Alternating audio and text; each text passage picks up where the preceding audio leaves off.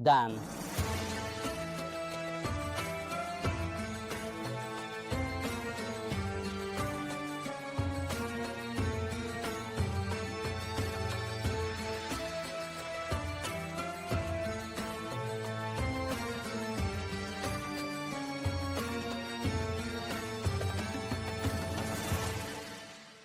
Mon nom. Au nom d'Allah, le tout miséricordieux, le très miséricordieux. Louange à Allah, Seigneur de l'univers. Chers frères, je vous adresse mes salutations les plus sincères et je vous souhaite la bienvenue tout au long de ces épisodes de votre émission et telle est notre preuve. Comme je l'ai mentionné dans l'épisode précédent et dans l'introduction, le but de ces épisodes est de ramener le livre d'Allah, exalté soit-il, à la vie, qu'il soit vivant et agissant. Et cela ne peut se réaliser qu'en méditant sur le livre d'Allah, exalté soit-il, et en s'y consacrant continuellement. Dans cet épisode, je souhaite vous expliquer quels sont les principes généraux qui régissent l'interaction avec le texte coranique. Et il y a une différence entre les principes et les règles. Les règles sont des éléments méthodologiques, des méthodologies, des critères, des normes spécifiques qui sont déduites de l'intérieur du noble Coran et qui servent à traiter le texte. Et ces règles fonctionnent avec toute personne de langue arabe, même si elle est athée, c'est-à-dire qu'elle ne nécessite pas la foi. Voilà pour les règles auxquelles nous reviendrons. Ici, cependant, nous expliquons les principes qui diffèrent beaucoup des règles.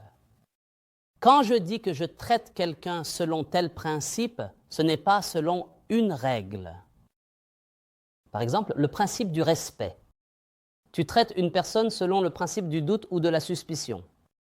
Tu traites telle personne selon le principe de la confiance. Ce sont là les principes. Et pour que nous puissions tirer profit des épisodes de ce programme, il faut jeter un coup d'œil sur les principes avec lesquels celui qui médite entre dans le livre de Dieu, le Très-Haut. Le premier principe est l'absence de contradiction dans le texte coranique. C'est un principe auquel tu dois adhérer en étant convaincu et croyant que ce texte divin, tant qu'il vient de Dieu, le Très-Haut, il ne peut y avoir en lui aucune divergence. Et la divergence est plus générale que la contradiction. Donc, tout ce dans quoi il n'y a pas de divergence, automatiquement, il n'y a ni contradiction, ni opposition. Et s'ils venaient d'un autre que Dieu, ils y auraient trouvé de nombreuses divergences. Cela ne veut pas dire que s'il venait de Dieu, il y aurait peu de divergences. Non, ici nous parlons d'une différence et d'une séparation énorme, c'est-à-dire que si ce Coran venait d'un autre que Dieu, il serait impossible que l'erreur et la divergence y soient minimes. Au contraire, elles seraient innombrables. Et s'il venait d'un autre que Dieu, ils y auraient trouvé de nombreuses divergences. Voilà le premier principe. Le deuxième principe est l'imperfection constante du récepteur ou du méditant. La perspective sur le méditant et le récepteur. Il doit savoir qu'il est imparfait et qu'il ne peut atteindre la perfection intellectuelle pour saisir toute la volonté de Dieu, sinon cela ne viendrait pas de Dieu. Et malheureusement, c'est l'une des portes d'entrée utilisées par certains athées. Et alors, la réponse des croyants au livre de Dieu leur parvient, empreinte d'un certain élan émotionnel. Par exemple, l'athée peut te poser une question tirée du Coran, et si tu ne sais pas ou ignores la réponse, ne te force pas. Tu n'es pas tenu de comprendre et de saisir tout ce qu'il contient, sinon il ne serait pas un livre divin. Car le noble Coran vient de Dieu, exalté soit-il, qui possède une puissance suprême et une science absolue qui n'est limitée ni par le temps ni par l'espace et qui n'est pas restreint au passé, au présent ou au futur. Ainsi, la limitation chez le récepteur est une chose inhérente qui doit toujours l'accompagner, mais cela ne t'empêche pas d'examiner le texte pour traiter la réalité dans laquelle tu te trouves. Le troisième principe est que, en général, l'expression chez l'homme ou chez les êtres humains est conventionnelle et basée sur des accords. Si les gens conviennent d'un mot pour un certain sens, cela devient courant parmi eux. Mais le sens dans le Coran n'est ni un sens conventionnel, ni un sens d'accord collectif. C'est plutôt un sens authentique qui porte la caractéristique de ce qu'il décrit en permanence. Cela n'a rien à voir avec l'accord ni avec la convention. C'est pourquoi chaque fois qu'on nous parle du sens d'un mot selon la langue ou la convention, c'est une distinction que Dieu n'a jamais autorisée. Il n'y a qu'un seul sens. Le sens originel est unique, mais c'est la notion et la signification qui peuvent évoluer d'un sujet à un autre. Et le sens originel demeure toujours le même. Il ne peut jamais être vidé de sa signification.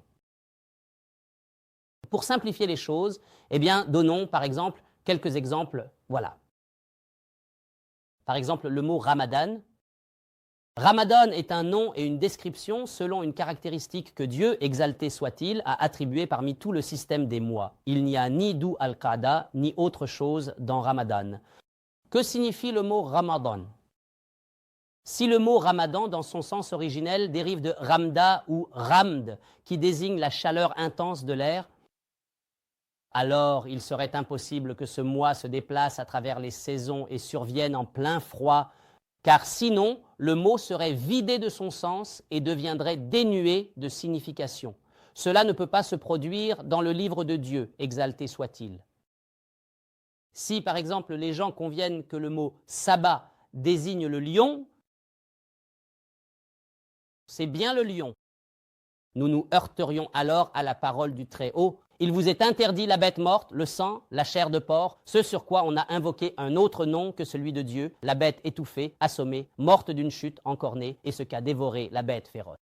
Lorsque nous limitons le mot lion comme nous le comprenons et que sabbat et lion ont le même sens, donc si une bête morte l'a été après avoir été dévorée par une hyène, un tigre ou un crocodile, cela serait alors permis, ce qu'aucune personne sensée n'accepterait. Ainsi, le mot sabbat est un terme authentique qui porte un sens plus large que celui de lion. Il désigne en réalité tous les animaux prédateurs qui vivent de la chasse, même s'il s'agit d'un oiseau doté de serres. Même les vautours font partie du groupe des prédateurs. C'est-à-dire que si une bête morte a été mangée par un vautour, elle est interdite. C'est là le sens originel du terme dans le Coran. Le quatrième principe, le principe de l'explication et de l'autoclarification. Le Coran n'a pas besoin d'explication extérieure car il est explicite en lui-même et en même temps, il clarifie ce qui l'entoure. C'est pourquoi Dieu, exalté soit-il, a tant de fois décrit ce Coran comme étant explicite et comme étant composé de versets clairs. Cependant, il faut s'y conformer selon des règles méthodologiques.